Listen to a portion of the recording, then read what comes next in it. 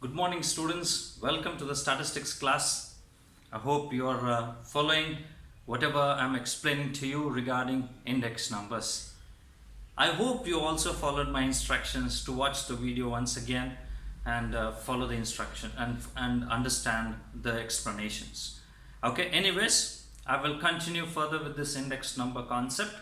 Okay, so today let's learn something about characteristics of index numbers, uses of index numbers, and the types of index numbers. Okay, so we'll do three things today. One is the characteristics of the index numbers. What are the characteristics? Because every tool, right, will have certain characteristics, or even for that matter every individual also has certain characteristics. So we have to understand these characteristics correctly, students, and those are important for 1 mark or 2 marks. Then we also have to understand the uses of index numbers. Okay, unless and until we know the use of index numbers, right, it will not be good enough for us to learn the problems also. Okay, so when we know there is a use of this, then I think it will be interesting for us to do it more. Okay, so use is important. And then we also have to learn the three types of index numbers that we come across. Okay, so we'll do today these lessons, these three concepts. Okay, the characteristics. The first thing is characteristics.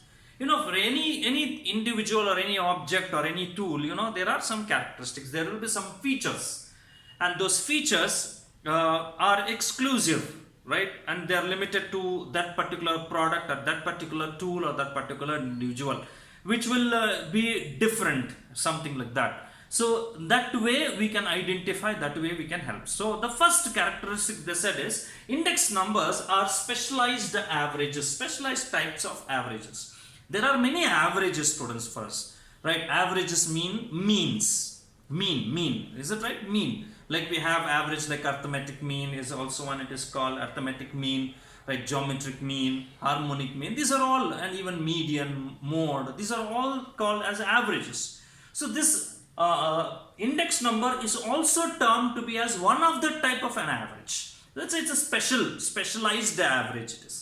But not on the same lines, not on the same type as how we calculate arithmetic mean or harmonic mean or geometric mean or anything. But this is a different concept for a different type of data that we come across. So it's a specialized type of averages. This is the first characteristic of it. The second one is index numbers are always expressed in percentages, students. Index numbers, they are always expressed in percentages. As I have showed it to you in the previous video regarding the price of tomatoes. How did I express it? I expressed it in terms of percentages only. I said 200% increase, 200% increase. I said 100% increase. We got index numbers at 200%, 300%. In 200%, 100% increase, I said. In 300%, I said 200% increase, I said. This is all about, right, expressing index numbers in terms of percentages. So whenever we are doing this problem in the problems in index number, students, at the end, whenever you are calculating for index numbers, you always have to put a percentage symbol because they are all expressed in terms of percentages. Okay, the second one, index numbers are expressed in percentages. And the third one, index numbers facilitates comparisons. Right, this is all about comparisons. Yes or no? Comparisons of what? I said comparisons of price, comparisons of quantities, right? Comparisons of the values, comparison of today with yesterday, comparisons of prices of this year with some other year, right? This is all the comparisons. The comparison. This is only about comparisons. That is why they said it facilitates comparisons. Understand? So these are the three important characteristics of index numbers. Remember them. It may be, you may get it for a 1 mark also, you may get it for 2 marks, not for 5 marks, students. Either 1 mark or 2 marks. For 2 marks, then you have to write 2 points.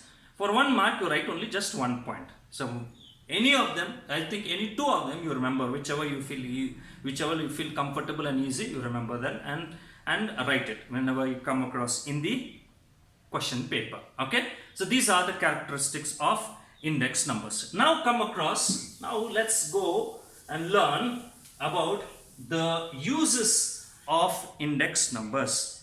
The uses of index numbers.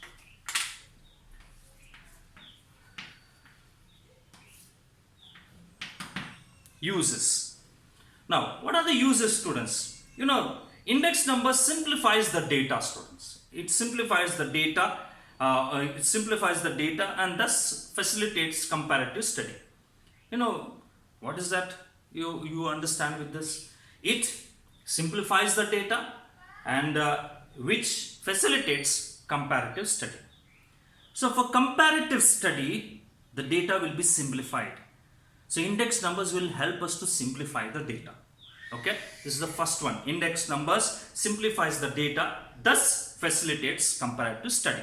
The second point that we come across is index numbers are used in studying the trends and tendencies. The trends and tendencies. The trend of today. Okay, what is the trend of today? Right? What is the youth desiring today? What are their interests today? What can be the businesses based on the youths today, right? Because of they having that kind of a trend, right? This kind of a business we can start up with so that we may have a prosperity in it. So it's all about trends. The index number will help us to know the trend of today, trend of yesterday what it was, trend of today what it was. It will tell us. Not only that, it will tell us the tendency also. Tendency of that particular trend, whether you may have a high rise of sales or whether it may go down or what, it will help us to understand and tell it also. So index number helps us to know about the trends and tendencies. This is the second use of index number, students. And the third use of index number is it will help us to know to know the change in the cost of living of different groups of people. It will help us to measure or to know the change in the cost of living of different groups of people. Cost of living. What do you mean by the cost of living? The expenses, the expenditure that you incur on to purchase the basic needs to survive, we call that to be as cost of living. Basic needs, food, shelter, clothing. Is it right? So this food, shelter, clothing are not available free of cost in the market. We have to buy them. Food we have to buy them. Shelter we have to buy. Right? And even clothing we have to buy. And we have to bear or we have to incur some expenses regarding that. And that is what is called a cost of living. And cost of living, certain people want to live a high lifestyle. Their cost of living is different. And the other group of people, their cost of living will be different. Different classes of people will have different costs of living. So index numbers will help us to understand and measure that cost of living for different groups of people over a period of time. How the cost of living has changed for the business class people of today as compared to last year business class people. And the government or the salaried employees cost of living of today, how it has changed with as compared to last year's salaried or a government class people, their cost of living. Okay, all these kinds of understanding or study we can do only using index numbers, students. Okay, so that is another use of index numbers. Now index numbers, as I told you, they are called as economic barometers. Why they are called as an economic barometers is just because they tell us about the pulse of the Indian economy. They tell us about the pulse of the prices falling down, the production going high, or the production of vegetables, import and export, right? The taxes, everything is what this index numbers will help us to tell. Will tell us whether there is an increase or decrease. That is why, right, the people in the government, or in other words, the use of the index number is the people in the government can take the help of index numbers in deriving or forming new policies regarding import, export, giving license to a new farm, productions, fine, and taxes, right? All these things, right, they can take into control, taking the help of index numbers. So these are the four major uses of index numbers, students. I have not written it on the board because again it consumes a lot of time. So you just right, if you want, you can just pause the video here, again rewind it, again go back and write all and go through that, and you can just, if you want, you can just write it on in the notes. Okay, This is what is all about uses of index numbers. Is that okay? Right. The next one I said is all about the types of index numbers. Types of index numbers.